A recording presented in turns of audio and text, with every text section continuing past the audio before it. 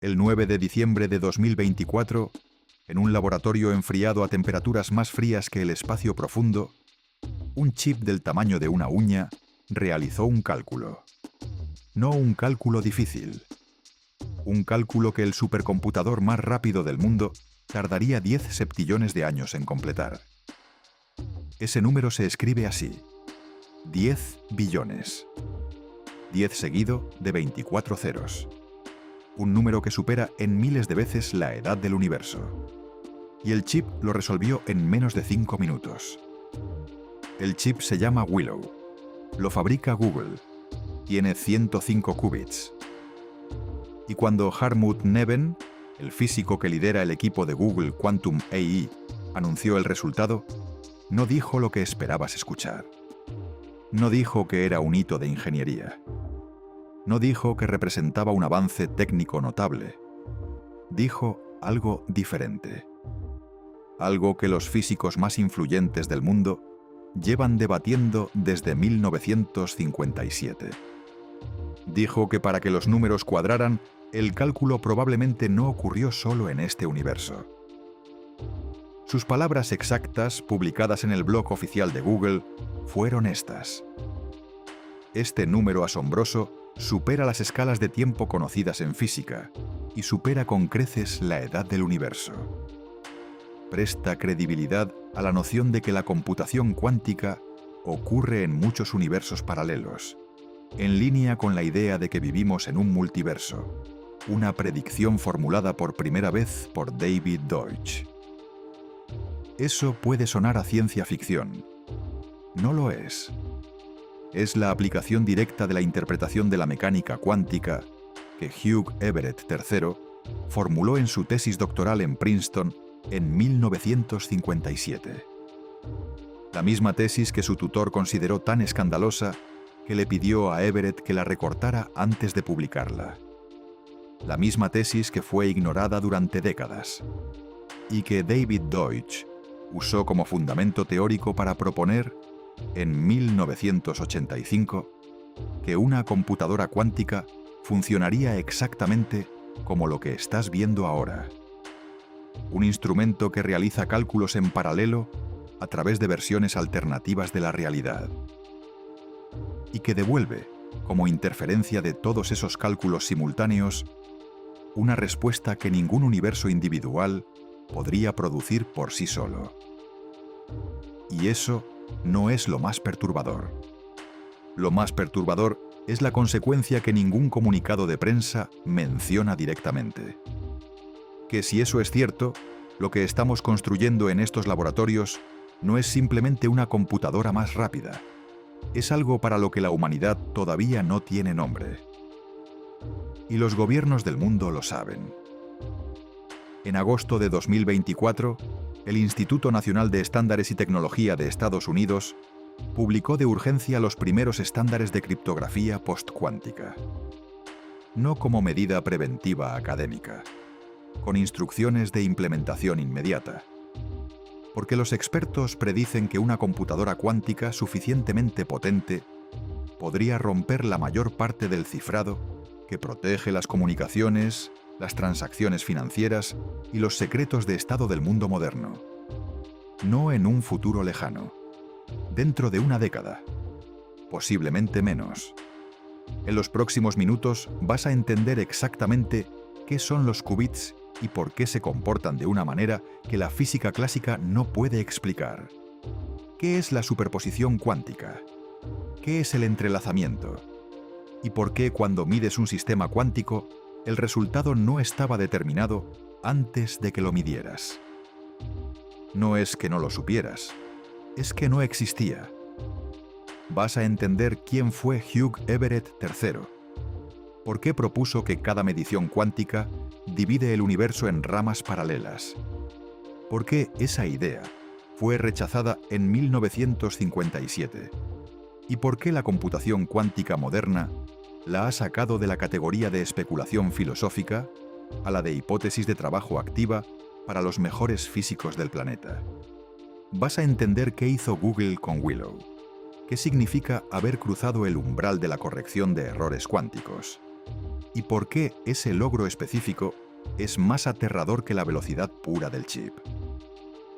Y al final vas a ver por qué los dos experimentos más importantes de la física moderna, los que cerraron definitivamente la posibilidad de que el mundo cuántico funcione de manera oculta pero clásica, apuntan todos a la misma conclusión perturbadora: que la realidad, en sus niveles más fundamentales, no funciona como ningún universo individual puede contener.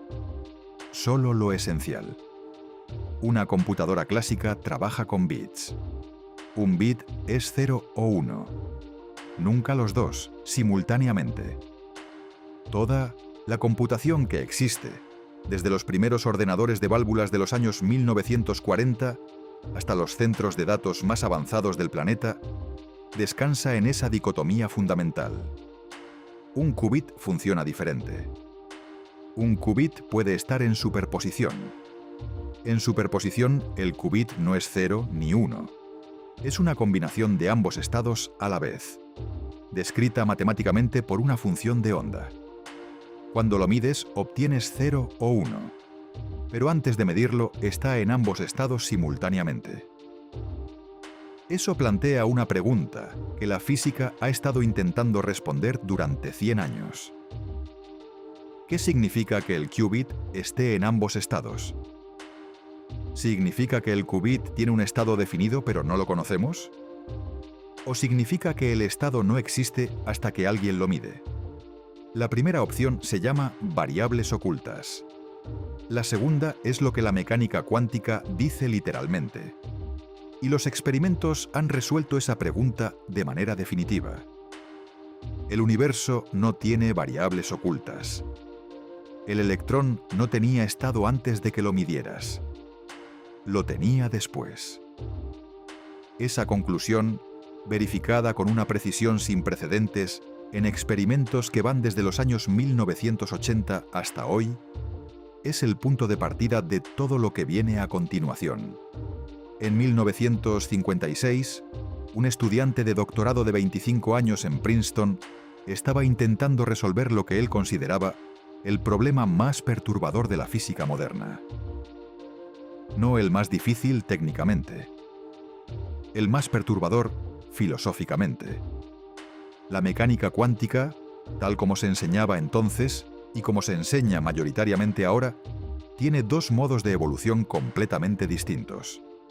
El primero, cuando el sistema cuántico está aislado y nadie lo observa, evoluciona de acuerdo con la ecuación de Schrödinger, de manera determinista y continua.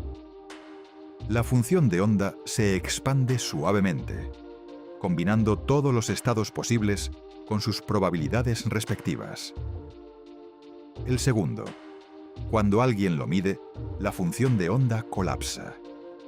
El sistema que estaba en superposición de múltiples estados instantáneamente se convierte en uno solo. El resultado que aparece en el detector. Ese colapso es el corazón del problema. No es parte de las ecuaciones de la mecánica cuántica. Fue añadido por Niels Bohr y Werner Heisenberg como interpretación de lo que ocurre cuando medimos, la llamada interpretación de Copenhague, para explicar por qué vemos resultados definidos cuando medimos sistemas que antes de la medida estaban en superposición. Pero la interpretación de Copenhague no dice qué produce el colapso. Solo dice que el colapso ocurre.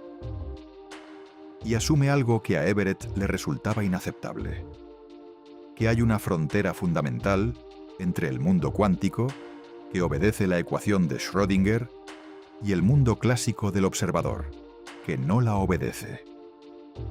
Una frontera que nadie podía definir exactamente. Una frontera que, si se tomaba en serio, convertía a los observadores en algo físicamente especial, en algo diferente del resto del universo.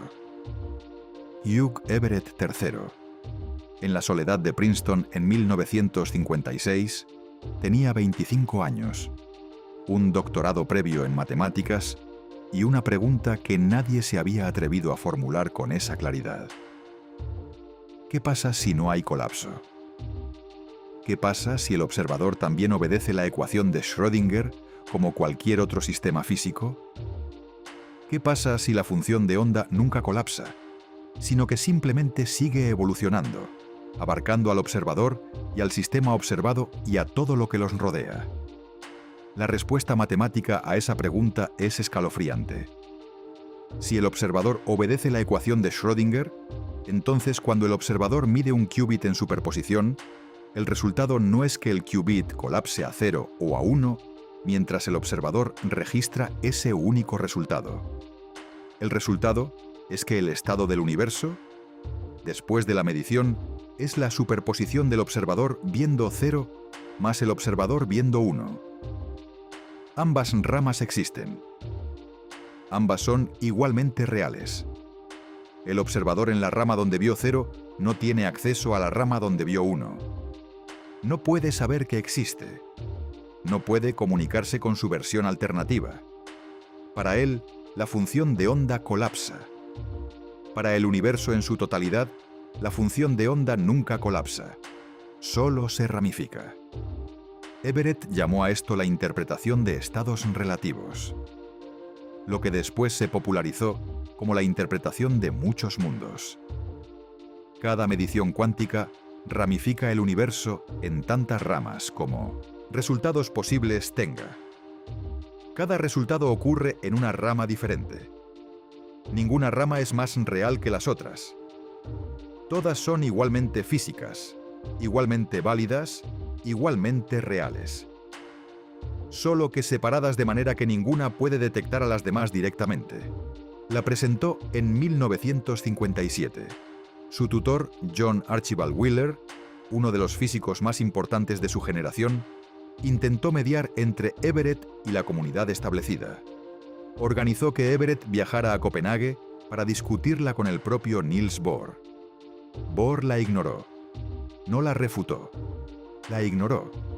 La encontró tan alejada de cómo los físicos trabajaban en la práctica que simplemente no le dedicó el tiempo necesario.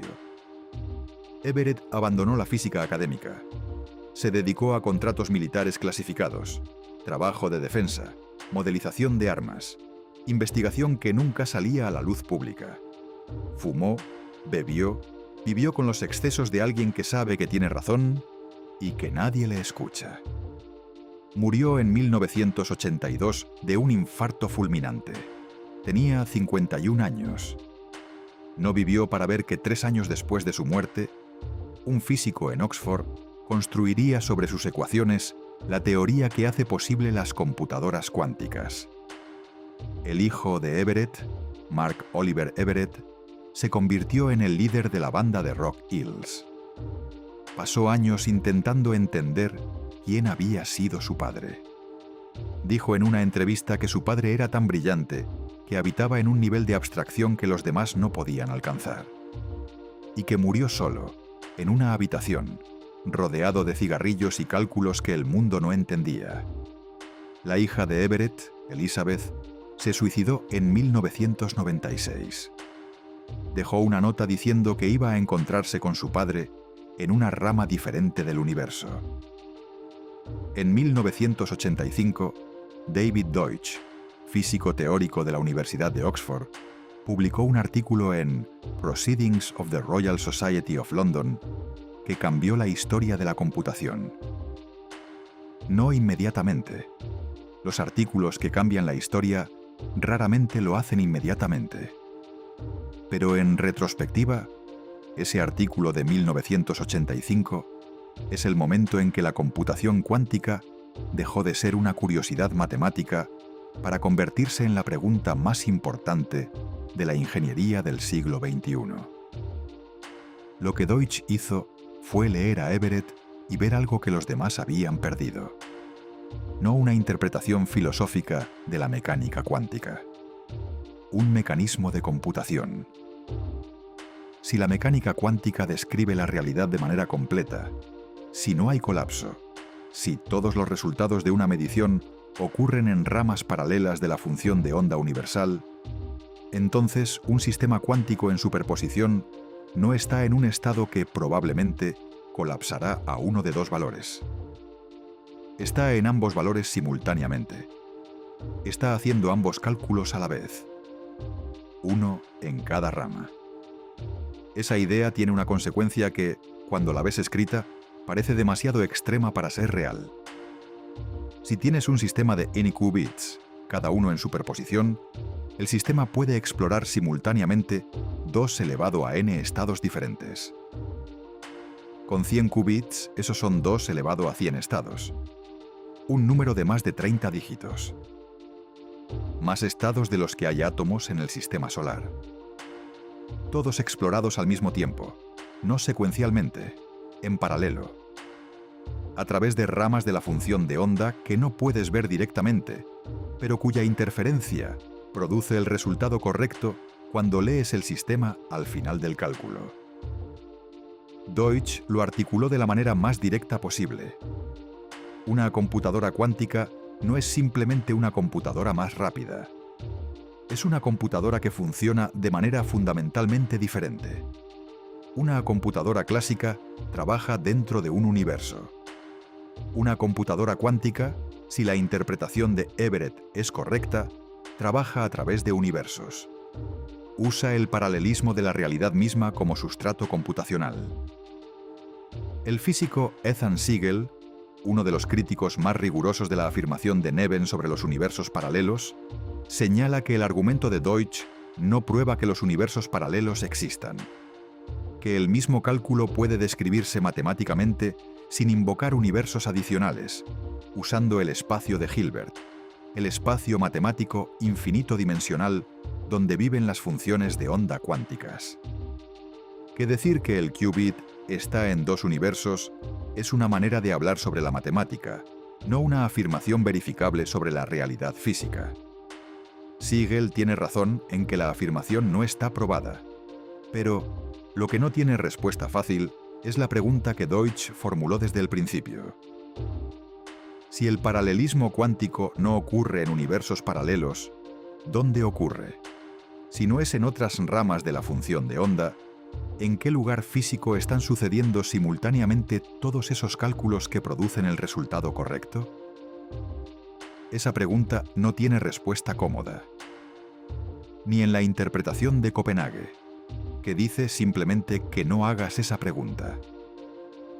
Ni en ninguna otra interpretación que exista actualmente. Lo que sí sabemos es lo que los experimentos han establecido con una precisión que supera el 99,99% de certeza estadística. Y lo que han establecido es más perturbador que cualquier afirmación sobre universos paralelos. En 1964, un físico irlandés llamado John Stuart Bell hizo algo que parecía imposible. Demostró matemáticamente que había una manera de distinguir experimentalmente entre 2 visiones completamente diferentes del universo. No de manera filosófica, de manera física, medible, verificable. La primera visión es la mecánica cuántica tal como la conocemos, en la que las propiedades de las partículas no existen antes de medirlas, en la que el universo es fundamentalmente probabilístico, en la que 2 partículas entrelazadas están descritas por una sola función de onda que colapsa instantáneamente para ambas cuando mides una, independientemente de la distancia entre ellas. La segunda visión era la alternativa que Einstein había preferido, que la mecánica cuántica es una descripción incompleta de una realidad subyacente más profunda, que las propiedades de las partículas existen antes de que las midamos, aunque no las conozcamos, que hay variables ocultas que determinan los resultados antes de la medición, que el universo es local y determinista en su fondo, aunque nos parezca probabilístico desde fuera. Bell demostró que esas 2 visiones hacen predicciones diferentes sobre los resultados de experimentos específicos con partículas entrelazadas. Si el universo tiene variables ocultas, los resultados de esas mediciones deben cumplir lo que se llama las desigualdades de Bell. Si el universo es cuántico en el sentido más profundo, Esas desigualdades deben violarse. Y formuló los experimentos que podrían distinguir entre ambas posibilidades. El primer experimento decisivo lo hizo Alain Aspect en París en 1982. Midió fotones entrelazados y encontró que las desigualdades de Bell se violaban. El universo no tiene variables ocultas locales. Los resultados no estaban predeterminados. Pero el experimento tenía escapatorias técnicas. Durante las siguientes décadas, los físicos fueron cerrando esas escapatorias una a una. En 2015, en Delft, en Ámsterdam, en Boulder, en múltiples laboratorios simultáneamente, se realizaron experimentos sin escapatorias, loophole-free tests. Los resultados fueron inequívocos. Las desigualdades de Bell se violan. El universo no tiene variables ocultas. Las propiedades de las partículas cuánticas no existen antes de que las midas. Lo que eso significa, en el lenguaje más directo posible, es esto. Cuando un electrón no está siendo medido, no tiene posición. No es que no sepamos su posición, es que la posición no existe. Cuando mides el spin de uno de los dos fotones entrelazados que se separaron hace un año luz, el spin del otro fotón se determina instantáneamente. No a la velocidad de la luz. Instantáneamente. Como si no hubiera distancia entre ellos. Como si la separación espacial no fuera la realidad fundamental del sistema. Como si la función de onda, que describe ambos fotones como un sistema único, fuera más real que los dos fotones individuales que aparentemente existen en lugares diferentes. En 2022, el Premio Nobel de Física fue otorgado conjuntamente a Alain Aspect, John Clauser y Anton Zeilinger por los experimentos que establecieron estas violaciones de Bell. El Comité del Nobel no habló de interpretaciones filosóficas. Habló de entrelazamiento cuántico como fenómeno verificado experimentalmente que no tiene equivalente en la física clásica, que muestra que la naturaleza es fundamentalmente no local, que las correlaciones entre partículas distantes son más fuertes de lo que cualquier teoría de variables ocultas puede explicar. Y en paralelo con esos experimentos, mientras los físicos cerraban las puertas a las explicaciones clásicas del entrelazamiento, los ingenieros estaban construyendo las máquinas. Las máquinas que explotan exactamente ese entrelazamiento para realizar cálculos. Las computadoras cuánticas. Para entender qué hizo realmente Google con Willow en diciembre de 2024, necesitas entender el problema que durante décadas se consideró el obstáculo fundamental de la computación cuántica. No la velocidad, los errores. Un qubit es extraordinariamente frágil. Cualquier perturbación del entorno, una vibración, un fotón de calor del laboratorio, un campo electromagnético mínimo, puede destruir su estado cuántico. El qubit pierde la superposición. Pierde el entrelazamiento con los demás qubits. El cálculo se corrompe. En los primeros prototipos, los qubits podían mantenerse coherentes durante microsegundos. Millonésimas de segundo. Y los cálculos útiles necesitaban más tiempo. Así que los errores se acumulaban más rápido de lo que el cálculo podía completarse. La solución teórica existe desde 1995, cuando Peter Shor propuso la corrección de errores cuántica. La idea: usar múltiples qubits físicos para representar un único qubit lógico. Si uno de los qubits físicos comete un error, los otros pueden detectarlo y corregirlo sin destruir la información cuántica. Como una votación. Si la mayoría dice 0, el sistema corrige al que dijo 1. Pero aquí está el problema que hacía que la corrección de errores cuántica pareciera una trampa. Cada qubit adicional que añades para corregir errores es también un qubit que puede cometer errores. En los primeros sistemas, añadir más qubits correctores amplificaba los errores en lugar de reducirlos. El sistema se hacía más grande sin hacerse más fiable. Durante décadas, los ingenieros estuvieron atrapados en ese límite. Más qubits significaba más errores. No había manera de escalar el sistema sin empeorar. Willow cruzó ese límite. Por primera vez en la historia de la computación cuántica, Willow demostró que cuando aumentas el número de qubits en el sistema de corrección de errores, la tasa de errores cae de manera exponencial. No sube, cae.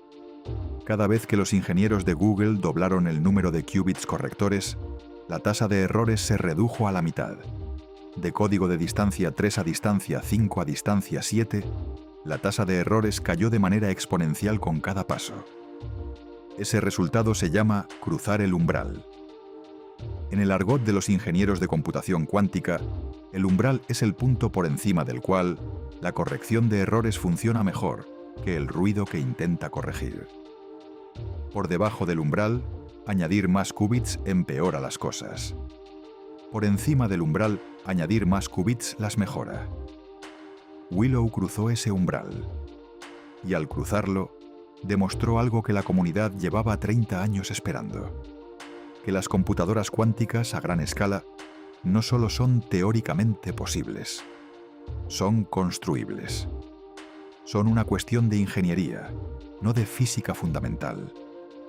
Ahí está la parte aterradora que los titulares sobre universos paralelos oscurecen. No es la velocidad del chip, es que la corrección de errores funciona. Porque una vez que la corrección de errores funciona de manera exponencial, el camino hacia las computadoras cuánticas de millones de qubits está abierto. Y con millones de qubits, el algoritmo de Shor, que fue propuesto en 1994 para factorizar números enormes, se vuelve práctico. Y el algoritmo de Shor puede romper RSE. El cifrado, que protege el 95% de las comunicaciones seguras de Internet.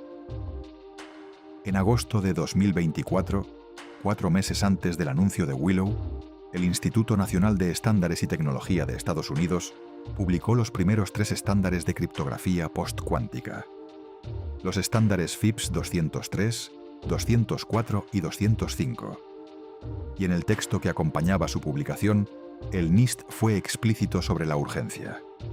Algunos expertos predicen que una computadora cuántica con la capacidad de romper los métodos de cifrado actuales podría aparecer en una década. La amenaza no es futura, es presente, porque los adversarios pueden recopilar datos cifrados hoy para descifrarlos cuando la tecnología madure. Ese ataque tiene un nombre ya establecido en la comunidad de ciberseguridad: Harvest Now, Decrypt Later. Recopilar ahora, descifrar después. Hay una pregunta que los físicos de computación cuántica raramente dicen en voz alta en los comunicados de prensa. ¿Qué dicen entre ellos en los pasillos de los congresos? Que aparece en las notas al pie de los Wagner, artículos técnicos y en las secciones de discusión de los papers más honestos. La pregunta es esta: si la corrección de errores cuántica funciona de la manera que Willow ha demostrado, y si esa corrección funciona precisamente porque los errores en distintas ramas de la función de onda se cancelan entre sí. ¿Qué dice eso sobre la naturaleza de esas ramas? En computación clásica, la corrección de errores funciona porque puedes leer el bit, ver que está mal y corregirlo. En computación cuántica, no puedes leer el qubit directamente sin destruir el estado cuántico. La corrección de errores cuántica funciona midiendo propiedades colectivas del sistema de una manera que detecta los errores sin revelar el estado de los qubits individuales. Los qubits de Ancilla, los qubits auxiliares que hacen la corrección, interactúan con los qubits de información de maneras que producen información sobre si algo salió mal sin revelar qué estado tienen los qubits de información. Ese proceso de corrección es matemáticamente coherente con ambas interpretaciones de la mecánica cuántica. Con la interpretación de Copenhague, que dice que no hay ramas, solo una realidad que evoluciona probabilísticamente y que el aparato de medición hace colapsar. y con la interpretación de muchos mundos, que dice que hay ramas, que todas las ramas son reales, y que la corrección funciona porque los errores localizados en ramas individuales se suprimen cuando se suma sobre todas las ramas. Lo que Willow no puede hacer es distinguir experimentalmente entre esas dos descripciones. Eso es lo que Siegel y otros críticos señalan correctamente cuando dicen que la afirmación de Neven sobre universos paralelos es especulativa.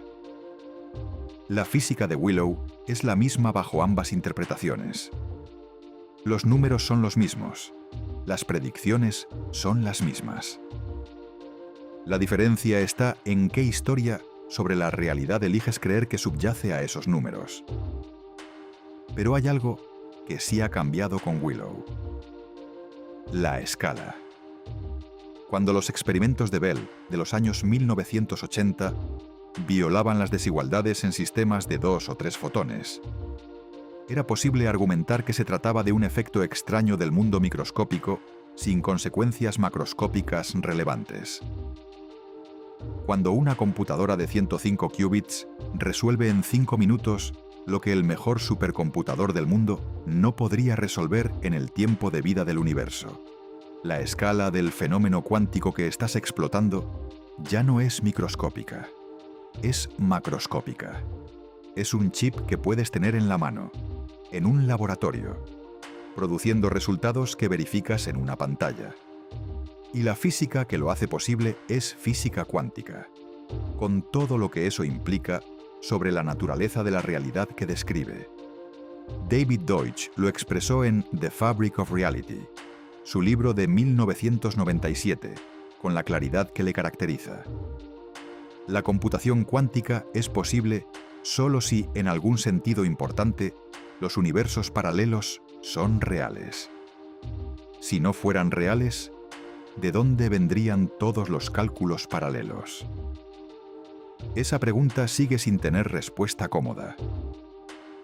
En 1982, el año en que Hugh Everett murió en su habitación rodeado de cigarrillos y cálculos que el mundo no entendía todavía, Richard Feynman, uno de los físicos más brillantes del siglo XX, pronunció una conferencia que se ha convertido en el texto fundacional de la computación cuántica. La conferencia se llamaba Simulating Physics with Computers. Feynman argumentaba que si quieres simular la naturaleza con una computadora, necesitas una computadora que use los mismos principios que la naturaleza. Y la naturaleza usa mecánica cuántica. Lo que Feynman no dijo, o no quiso decir, es exactamente lo que Everett había dicho 25 años antes. Que si la naturaleza usa mecánica cuántica de verdad, si la ecuación de Schrödinger es una descripción completa y no aproximada de la realidad, entonces la naturaleza no existe en un solo universo. Existe en todos los universos a la vez. Y simularla requiere un instrumento que también exista en todos los universos a la vez. No sabemos si eso es lo que el chip Willow está haciendo. Lo que sabemos es lo que los experimentos han establecido sin dejar escapatoria. El universo no tiene variables ocultas. Las partículas entrelazadas no tienen estados independientes hasta que son medidas. Y una computadora cuántica de 105 qubits puede resolver en 5 minutos un problema que el mejor supercomputador del mundo no podría resolver en el tiempo de vida del universo. Eso no prueba los universos paralelos, pero hace la pregunta irresistible: ¿de dónde vienen esos cálculos? ¿En qué espacio físico suceden simultáneamente todos los cómputos que producen ese resultado? ¿Qué significa que la respuesta exista antes de que ningún universo individual haya terminado de calcularla? Los gobiernos del mundo están preparando respuestas prácticas a estas preguntas. No porque hayan resuelto la filosofía, sino porque no pueden esperar a que la filosofía se resuelva para proteger sus infraestructuras. El NIST publicó esos estándares de criptografía post-cuántica en agosto de 2024 con instrucciones de implementación inmediata. no dentro de 10 años, ahora. Porque los ataques de Harvest Now, Decrypt Later no esperan a que la filosofía de la mecánica cuántica alcance un consenso. Operan en el mundo real, en el que estas máquinas se están construyendo, en el que el umbral de corrección de errores ha sido cruzado, en el que el camino hacia computadoras de millones de qubits está abierto. Hugh Everett murió sin saber que su hijo se haría famoso como músico de rock. Sin saber que su teoría se convertiría en la base teórica de la computación cuántica. Sin saber que 42 años después de su muerte, Google anunciaría un chip cuyo propio creador diría que probablemente funciona a través de universos paralelos. Sin saber que su hija dejaría una nota diciendo que iba a reunirse con él en una rama alternativa del universo. No sabemos si esa rama existe.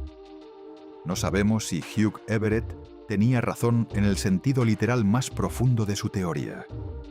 Lo que sabemos es que las máquinas que sus ecuaciones hicieron posibles están siendo construidas ahora mismo, en laboratorios más fríos que el espacio profundo, resolviendo cálculos que ningún universo individual debería poder resolver tan rápido, y produciendo resultados que los físicos más brillantes del planeta aún no pueden explicar completamente sin invocar algo que va más allá de la física que cualquier universo individual contiene.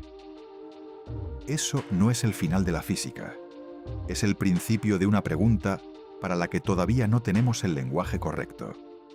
Y las máquinas que están construyendo esa pregunta están aquí ahora, zumbando en silencio en laboratorios que pocos conocen, haciendo algo que nadie puede explicar completamente, y esperando a que el resto del mundo entienda lo que eso significa. Antes de que existieran los experimentos de Bell, antes de que Aspect midiera fotones entrelazados en París, existía el experimento que convenció a los físicos de que algo estaba profundamente roto en su comprensión de la realidad. El experimento de la doble rendija. No como experimento moderno, como el experimento que Richard Feynman llamó el único misterio de la mecánica cuántica. El experimento es simple en su diseño. Disparas partículas, electrones o fotones hacia una pantalla con dos rendijas. Detrás de la pantalla hay una superficie donde las partículas dejan registro al impactar. En física clásica, si disparas una partícula hacia una pantalla con dos rendijas, la partícula pasa por una rendija o por la otra. El patrón que se forma en la superficie detrás es el de dos franjas, una detrás de cada rendija. Lo que ocurre con electrones es diferente. Si disparas electrones uno a uno, de manera que en ningún momento hay más de un electrón en el aparato, el patrón que se forma en la superficie detrás de las rendijas no es el de dos franjas. Es un patrón de interferencia. Las mismas franjas de luz y oscuridad que verías si dispararas ondas de agua a través de las rendijas. El patrón que se forma cuando dos ondas se suman en algunos puntos y se cancelan en otros. Eso puede significar una sola cosa. El electrón individual no pasa por una rendija o por la otra. Pasa por las dos a la vez. Se interfiere consigo mismo. La función de onda del electrón, que se extiende por ambas rendijas simultáneamente, produce el patrón de interferencia. Pero entonces, los físicos hicieron lo que cualquier persona razonable haría. Pusieron un detector en las rendijas para ver por cuál pasaba cada electrón.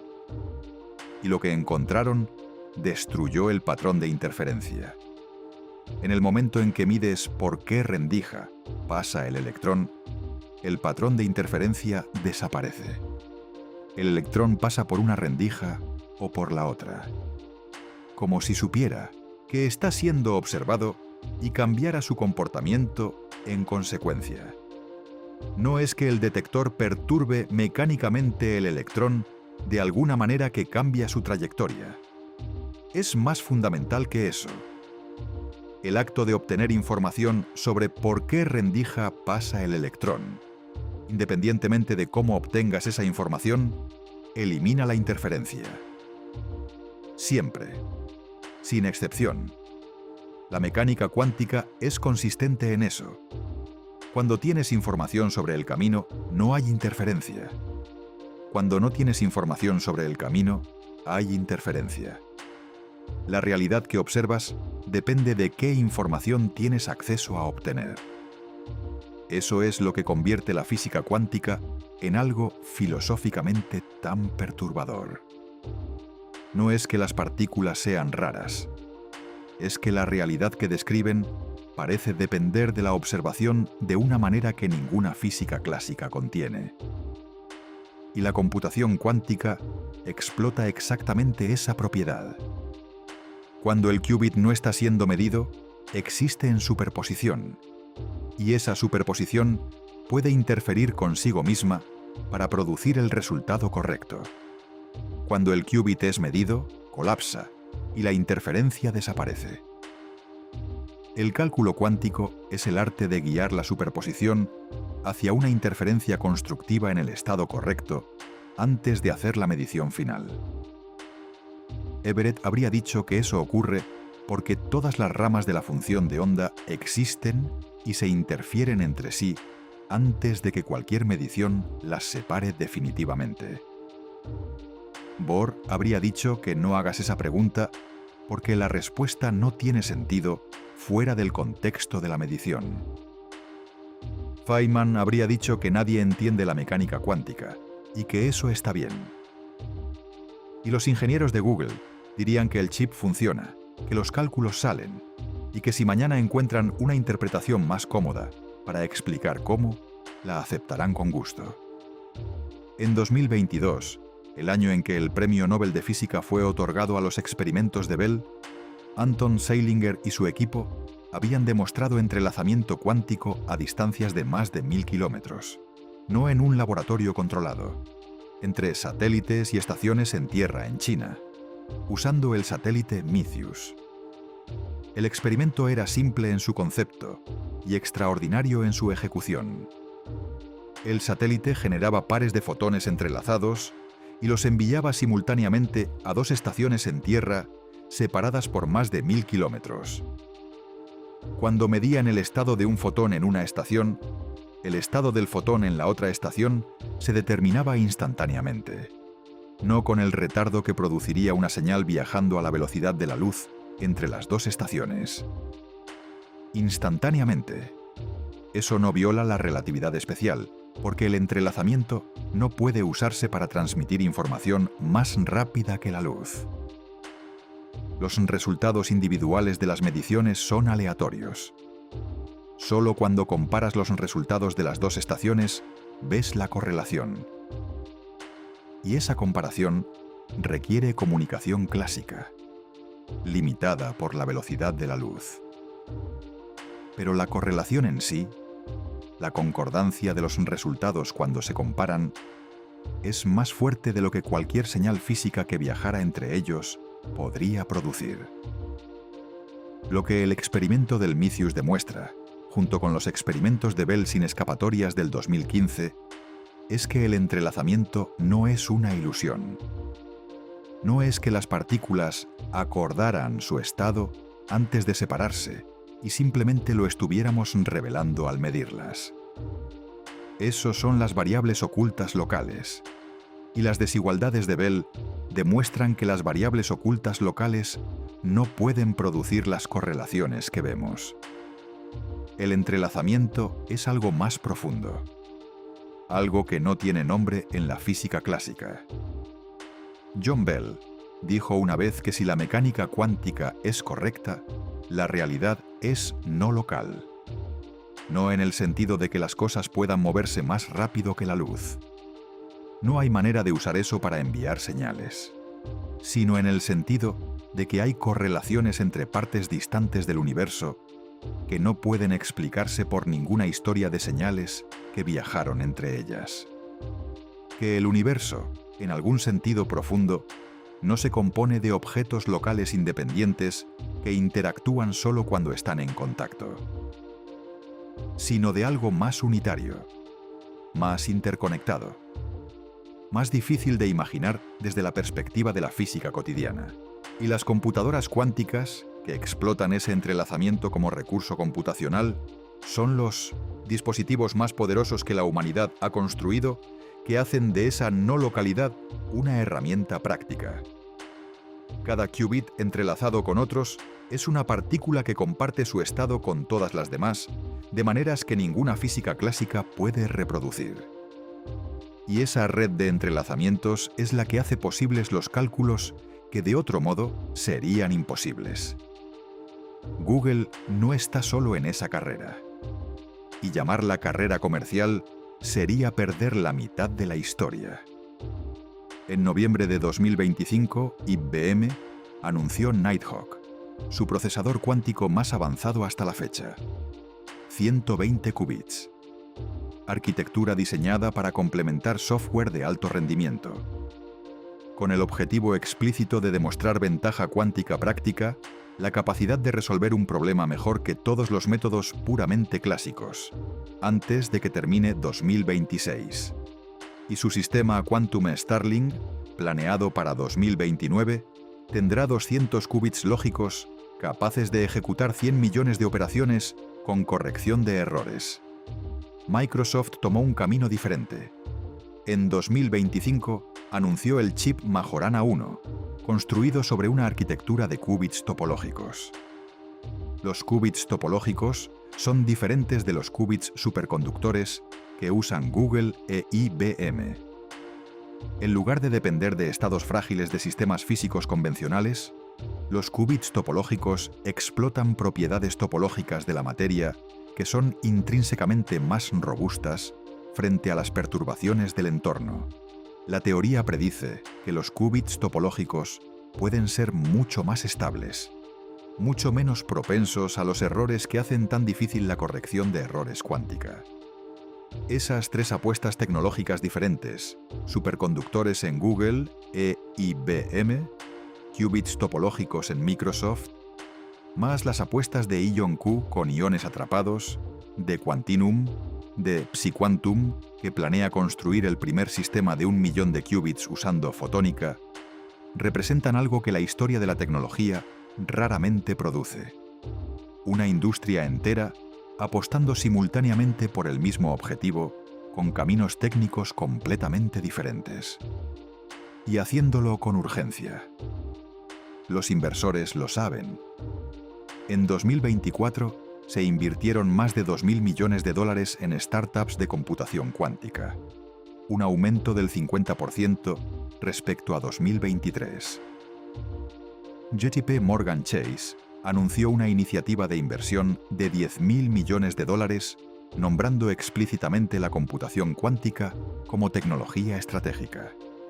Los gobiernos de todo el mundo invirtieron 3.100 millones de dólares en 2024 principalmente por objetivos de seguridad nacional y competitividad. Y la ONU designó 2025 como el Año Internacional de la Ciencia y la Tecnología Cuántica, celebrando los 100 años desde el desarrollo inicial de la mecánica cuántica. 100 años desde que Heisenberg y Bohr y Schrödinger y Einstein comenzaron a discutir qué significaban las ecuaciones que estaban descubriendo. 100 años después, estamos construyendo máquinas que las explotan para hacer cálculos que superan cualquier cosa que esos físicos pudieran haber imaginado. Y todavía no hemos resuelto qué significan las ecuaciones. En 1994, un matemático del Bell Labs, llamado Peter Shor, publicó un algoritmo que cambió la historia de la criptografía sin que la mayoría del mundo lo supiera. El algoritmo de Shor. Un método para factorizar números enteros en sus factores primos de manera exponencialmente más rápida que cualquier algoritmo clásico conocido. Y eso importa porque toda la criptografía de clave pública que protege Internet, el protocolo RSA, la curva elíptica, el intercambio de claves Diffie-Hellman, descansa en un hecho matemático: que factorizar números muy grandes tarda mucho tiempo en un computador clásico. RSA funciona así. Tomas dos números primos enormes, los multiplicas entre sí y publicas el resultado como tu clave pública. Cualquiera puede cifrar un mensaje usando esa clave pública, pero solo quien conoce los dos factores primos originales puede descifrar el mensaje. Y encontrar esos dos factores a partir de su producto, cuando el producto tiene cientos de dígitos, es un problema que el mejor supercomputador del mundo tardaría millones de años en resolver. El algoritmo de Shor puede resolver ese problema de manera eficiente en una computadora cuántica. No en millones de años, en horas o días, dependiendo del tamaño de la clave y del número de qubits disponibles. La diferencia entre el tiempo que tarda una computadora clásica y el tiempo que tarda el algoritmo de Shor en una computadora cuántica es tan extrema que la seguridad de RSA, que depende de que la factorización sea computacionalmente impráctica, simplemente desaparece.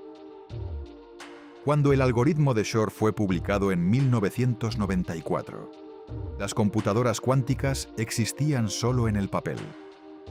Así que el algoritmo era más una advertencia teórica que una amenaza práctica. Pero la advertencia fue tomada en serio. Y la criptografía post-cuántica, el diseño de sistemas de cifrado que resistan los ataques de computadoras cuánticas, se convirtió en un área de investigación activa. En 2016, el NIST lanzó un proceso de competición internacional para seleccionar los mejores algoritmos criptográficos resistentes a ataques cuánticos. 82 equipos de todo el mundo enviaron propuestas. En 2024, después de 8 años de evaluación, los primeros 3 estándares fueron publicados. ML-K y UM para intercambio de claves. ML-DS a para firmas digitales. SLH-DS a para firmas digitales basadas en funciones hash. Con instrucciones de implementación inmediata para todos los sistemas federales y recomendación de adopción urgente para el sector privado. El plazo que el NIST estableció para completar la transición es 2035. Pero esa fecha no significa que tengamos hasta 2035. Significa que para 2035 todos los sistemas vulnerables deben haberse migrado.